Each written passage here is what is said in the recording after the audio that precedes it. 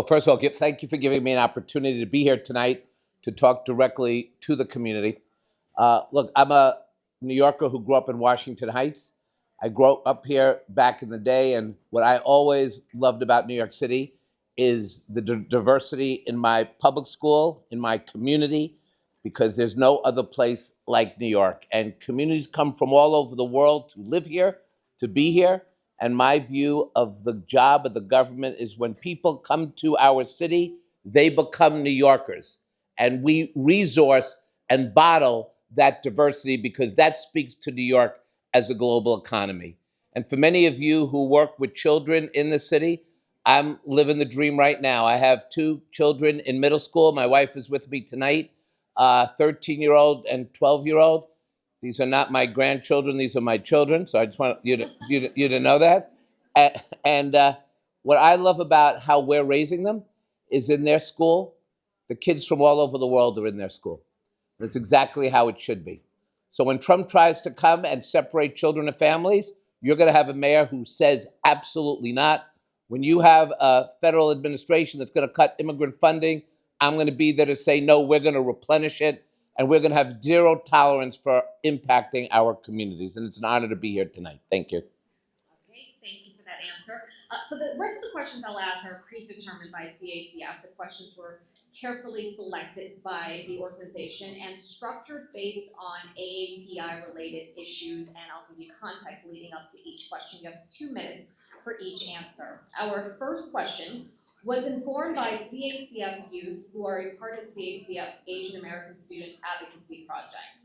In the 2022 to 23 school year, students who are English language learners, or ELLs, make up 17% of New York City's student population. That is over 134,000 students.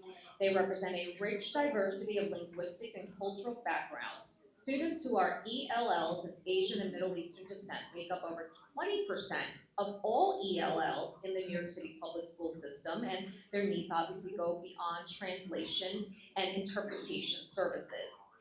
As mayor, what would be your plan on addressing challenges ELL students face in public schools? And how would you create school communities where ELL students will thrive and also feel like they belong? You have 2 minutes. I believe that the challenges that our ELL students face are very real, and they don't have to be that way. I think that when we come into a school building, no matter what your background, no matter what language you speak, you deserve and should expect a totally equal and resourced education experience. And when you can't get that resourced education experience during the traditional school day, I believe that we have to extend the school day to make sure that we have tutoring and we have mental health services and we have all of the things parents expect schools to provide. But the reality is that education in the city is not always equally funded, as you know. Parents who have resources can get their kids up and running because they can seek outside help. They have a credit card. They're not worried about the dollar amount. But that's not true for so many of our neighborhoods and communities. We need to equalize education and we need to equalize resources. And part of that is giving kids who newly arrive here, kids who have language access issues, we must provide them with a straight line to get to where they have to be educationally. There's no compromise to that. Anything less is racist. Anything less is not meeting the constitutional needs of an equal education for our children. You mentioned a lot of these programs are underfunded. And to that point, many AAPI students, especially in working and immigrant communities, I grew up in one of them, a lot of those schools are underfunded. What steps will you take to make sure that these schools receive the adequate services? But look what happens right now when we talk about equal or unequal funding. On the one hand, we have an education budget of $41 billion. You would never know it in most of the schools around our city, especially in our communities of color. So we have to start with the fact that this is how we supplement schools, right? Wealthy parent associations are able to get the extra teacher, the extra tutor, the extra programs, because they can have a fundraiser in the school and raise unlimited money. And good for them. They should be investing in their child's education. But the job of the mayor and the school's chancellor is to look at where the funding is not going and making sure that we make up the difference. Plain and simple. Now, a lot of candidates for mayor or other offices are going to tell you this, so no one should get applause for stating the obvious. The difference for me is when in my time in government, I have addressed these inequities head on. And I made sure that when I audited and investigated the DOE during COVID, when I saw the fact that the resources were not going to all communities, I spoke out and took on the fight to make sure that all our communities, including the AAPI community, got the resources, got the iPads, tried to get the mental health services. I know how to do this on day one because I've been doing this fight for a very long time. Okay, thank you for that answer. Let's move on now to public safety.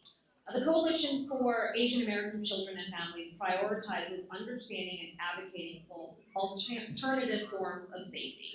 Issues like addressing anti-Asian hate, including anti-Sikh hate and Islamophobia, are critical to supporting safety in our communities. Now, in addition, alternative policies for responding to mental health crisis intervention is a last resort in both the AAPI community, a heavily immigrant community, and other marginalized communities as it often leads to the involvement of police. What would be your vision and policies to build a city where people feel safe day in, day out? 2 minutes.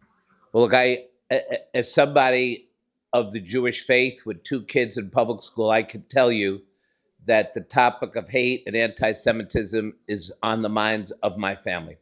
But it's also should be equally concerning to people like me and to people like you that we're all in this together. Hate has no boundaries. Whether it's in the Asian community, the Jewish community, we are seeing this everywhere. And the federal government and Donald Trump are weighing in heavy to create that division. I have a basic philosophy about hate. It has to be rooted out. We have to stand up to it.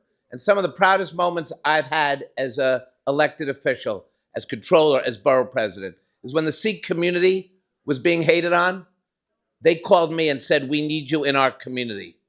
When the Asian community was hated on, Chinese community called me and said, we need your help. When the Muslim community came to me and said, we have people dying on the streets, we have people after 9/11 trying to divide our community, I stood with the community. That is what a mayor has to do. We have to bring our communities together. We're not going to be able to solve every international issue, and we don't have to agree on every issue. But the one thing we must agree on is that when we come to the soil of New York City, we are one people, and that can never be compromised. So we need to educate, we need to have zero tolerance, and we have to make sure that our immigrant children, our migrant children, are protected from ICE in every form. When I'm mayor, we're going to have a plan in every city agency to make sure that legally and financially we protect our students. There is nothing more fearful for a parent, and I know this myself. If I thought for a minute I would never see my child again because that kid was in school and was snatched or I was snatched, I don't know if I could live with myself. And I take that in my heart to every parent who is living that nightmare right now in the United States of America. You mentioned ICE, a quick follow-up. How would you keep ICE out of our schools, of our houses of worship, out of the city? There's no law that says that we have to give them safe passage into our school systems. There's no rule that says we have to stand down and collapse. And we all know that Eric Adams, under the thumb of Donald Trump, has given them free reign, whether it's in Rikers or in our schools. You just need a mayor to say no. And then second, you also have to have a mayor who has a plan. So when the social safety net gets cut and Trump takes our immigrant rights lawyer dollars away, when he tries to collapse the social safety net in New York, which is exactly what he's trying to do, I've proposed $1 billion very, very rainy day fund so the not-for-profits that are the frontline workers who are helping our children, that money will get replenished for 18 months. Why do I say 18 months? Because that's when the congressional midterm elections will be had. We have to get us to that point so we can start to dismantle the Trump agenda. But immigrant rights has to be funded, and it also has to have zero tolerance with this Trump administration. Who would you rather have as mayor? Somebody who's never done this work before in these times, or someone who has a 30-year record fighting Trump? I fought him in the first movie. I'm ready for the second movie. Okay, Sorry. let's move on to the next topic here. Here we go. Let's talk about the health of children and families and public benefits as it pertains to the AAPI community. The staggering impacts of the effects we are seeing under this current federal administration, which you've talked about, and their cuts to programs, including increasing disenrollments from health insurance, food benefits, even for children, we're talking pregnant women and others with health conditions requiring care. Medicaid cuts will also greatly impact our AAPI New Yorkers. Over half of all AAPI women giving birth in New York City are on Medicaid. Notably, AAPI children are the highest percentage of children uninsured by race here in our city. How are you planning on investing in the health of children and families across New York City amid these debilitating federal cuts? You have 2 minutes. Well, first of all, when Andrew Cuomo was governor and he tried to cut billions from Medicaid, I stood up and said no.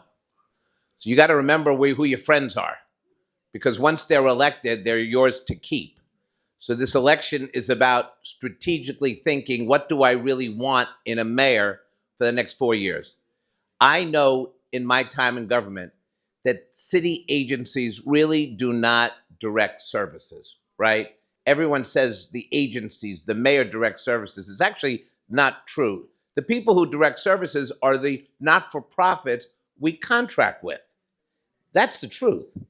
And if we're going to win this fight, if we're going to make sure that we keep children insured or get them insured, if we're going to hold hospital executives and their compensation packages accountable, the truth is the mayor of New York is going to have to work very closely with your community, the not-for-profit community. But you know that the city doesn't even pay the bills. So a lot of our small not-for-profits are on the edge of going under because our city government can't process the paperwork to get you paid. Well, how are you going to protect our children if you can't pay your staff and the rent and the like? So the first thing I'm going to do is pay the bills.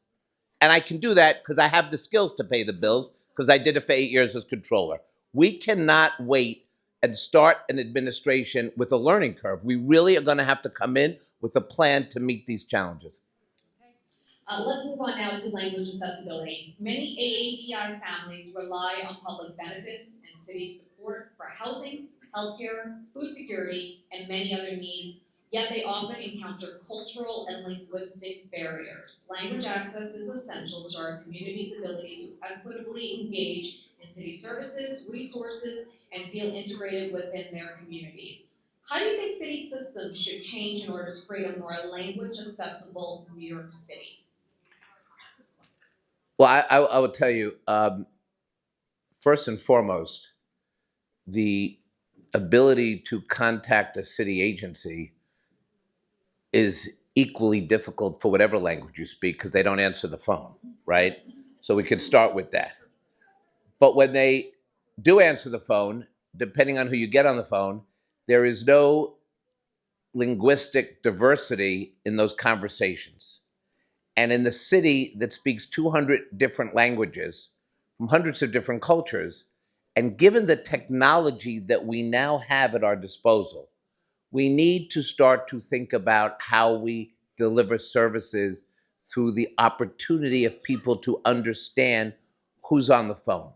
Many people who may not speak a language from the person who answers that phone relies on a young son and daughter to communicate. But not everyone has that luxury. A lot of our seniors can't communicate by computer and only have the phone as a real option. So I would commit and pledge to all of you that we have to diversify the language in which we speak to deliver the services that's required. Look, this should not be considered a nuisance. The truth is, the New York economy depends on our diversity. You know why I like educating my kids in public school? Not just because they have great teachers, but because the students around them come from different backgrounds and cultures around the world. They are preparing my kids for the global international economy that is going to be here. And I hope my kids are making their own contribution to their friends who come from different places and countries. The mayor should act like that as well, and the government should be passionate about it. It's just good for business, but it's also good for the people who struggle in the city. Okay, thank you for that answer. The next question has to do with affordability for housing and food. 25% of AAPI New Yorkers live in poverty in this city. This, of course, coming amid tariff increases, rising food costs, loss of federal funding to food pantries, on top of the ever-growing housing crisis. What is your plan to address these different ranges of affordability for New Yorkers? Look, the housing crisis, if we don't get it under control, we're quickly going to become a city for the very, very wealthy, with enclaves for the poor, and nobody in between. I think for too long, the last couple of mayors have been minimalistic in their thinking on what we can do to build affordable housing. A lot of candidates will come to you and say, I'm going to build 1 million more homes in the next 10 years. They're not. They're not. I'm sorry. I love them. But they're not. Because the truth is, this is hard work. And what kind of housing do we want to get built, even if we could build 1 million units of housing? I would argue that we want to build what LaGuardia built. Public housing. Housing for poor people, for migrants, for immigrants. I want to build Mitchell-Lama 2.0, the housing for the middle class. See how it all works? You start at low-income housing, you work your way up to Mitchell-Lama, and suddenly you are a middle-class New Yorker. How did we get there? We take 1,000 vacant properties that we have. The city owns it, you own it, I own it. And we don't give that housing, those parcels of land, to rich developers. We give it to not-for-profits, limited profit developers. Build Mitchell-Lama 2.0. That's what I want to do. The second thing is I want to start a Go Green committee in every single community board district. I did this when I was borough president. I started Go Green East Harlem, Go Green El Barrio, talking about how we bring healthy produce and culturally affirming food into communities. I was the first elected official who brought together the Muslim and Jewish communities at a round table in the controller's office. It looked like a UN negotiation, right? We partnered to bring halal and kosher food into the public schools. You know why that's important? Because if you cannot have halal food in your school, then you can't eat because of your religious tradition and respect. That's what we have to do as mayor, and I did this as controller and as Manhattan Borough President.